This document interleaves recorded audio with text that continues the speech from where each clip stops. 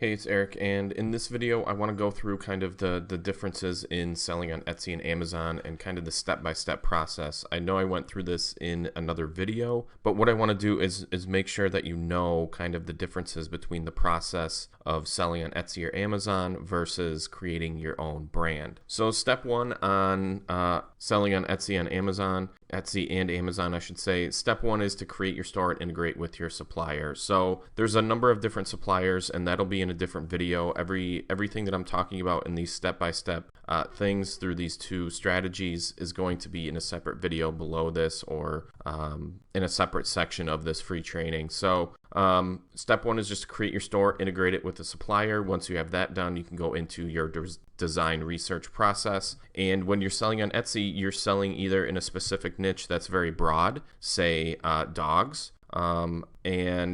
If you want to go and build a store that is very general, that's okay too.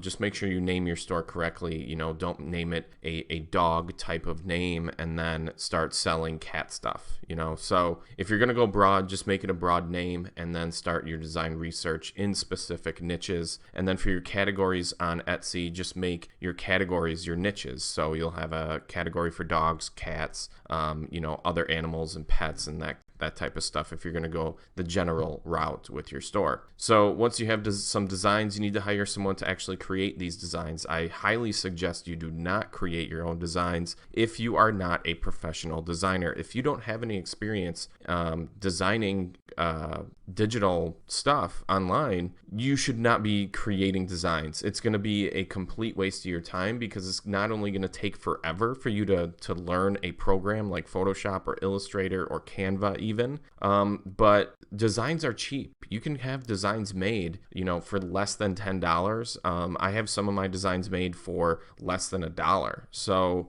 and I'll talk about that in the other videos in this training, but it's so cheap that you don't need to do any of the designing yourself. And I highly recommend that you don't. I highly recommend you hire a freelancer who is experienced in that stuff.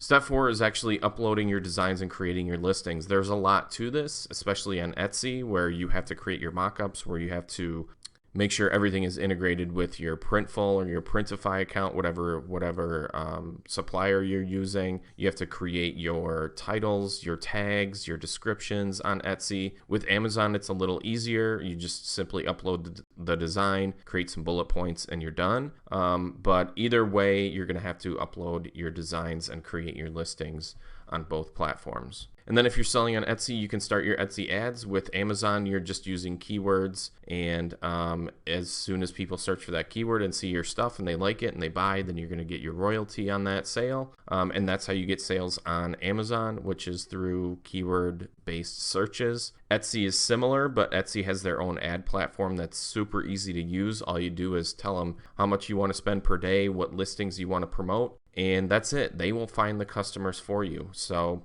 it's really, really simple stuff. And once you have this process down, all you have to do is repeat steps 2 through 4. Do some design research, create the design through your designer, upload them, create your listings, run some ads to them. And ads can be, as little as $1 a day, I believe, on Etsy, all the way up to hundreds of dollars a day if you get to that point. But definitely using Etsy ads is a good way to go. So this is like a very, very basic model of selling on Amazon or Etsy. It's basically you're using keyword optimized listings to sell products. All right, so whatever keywords you put in your title, in your description, that type of stuff, in your bullet points on Amazon, whatever keywords you put in there, that's what you're going to show up for. So you have to do extensive keyword research, and that's kind of the step 4 part of this is, uploading and creating your listing. But keyword research is a big part of this. Also, obviously, the quality of the design, the demand of the design, that type of stuff. So I'm going to go over all this in some videos here in the next section of this course. But let me go through how to build an actual brand. So when you're building a brand, you do want to stick to one niche, obviously, because you don't want to start a Facebook page and an Instagram page that is literally just talking about every single thing from dogs to knitting to golfing, to sports. You don't want want to do that, you want to choose one specific niche, and you want to choose something that you're somewhat interested in. And I do go through how to choose a niche in a separate video, so I'm not going to go too in depth. But the basics is choose something that you're actually interested in. If you're interested in it, you're most likely going to be a little more excited to actually work on this. You'll work on it for longer periods of time. You won't get bored as easily. It's just going to make everything easier if you choose something that you're actually interested in. So make sure and go and watch that niche selection video. I can't even talk today. Step 2 is create your Facebook page and your group. This is where I always suggest starting to build your audience on Facebook and using a group. Because one, it's really easy to get fans to follow your page, especially if your page name is really, really broad. For example, I have in the print-on-demand blueprint during the boot camp section of that, I create a brand from scratch. And what I did was I had the founding members choose the niche for me. So they chose a cooking niche, but I didn't want to do specifically just cooking. I wanted to drill down into a specific niche. So I chose grilling. So grilling and smoking meats. And I created a Facebook page called Meat Grilling Maniacs. And that Meat Grilling Maniacs, all I had to do was tell people, hey, like this page. I ran some ads. I got 10,000 followers in 30 days. I got my first sale in 30 days. I started a group which has almost 1,000 members now.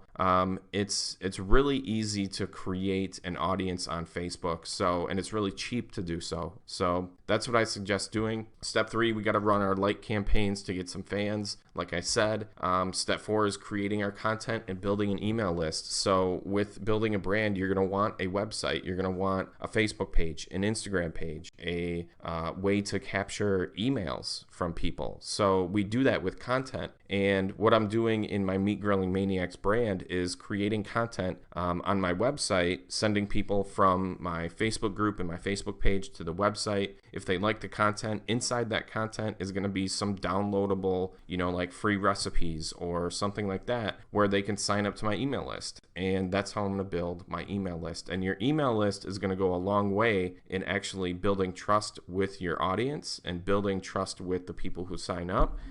And ultimately, you're going to it's going to be a lot easier to sell people your whatever you're selling, whether it be affiliate products or print-on-demand products, that type of stuff. It's going to be really easy to sell people because they already know, like, and trust you. And email is going to be probably anywhere from 20 to 50% of your revenue. So building an email list is critical when you're building a brand. Step 5 is just sell stuff via social and email. Obviously, you don't want to be selling all the time.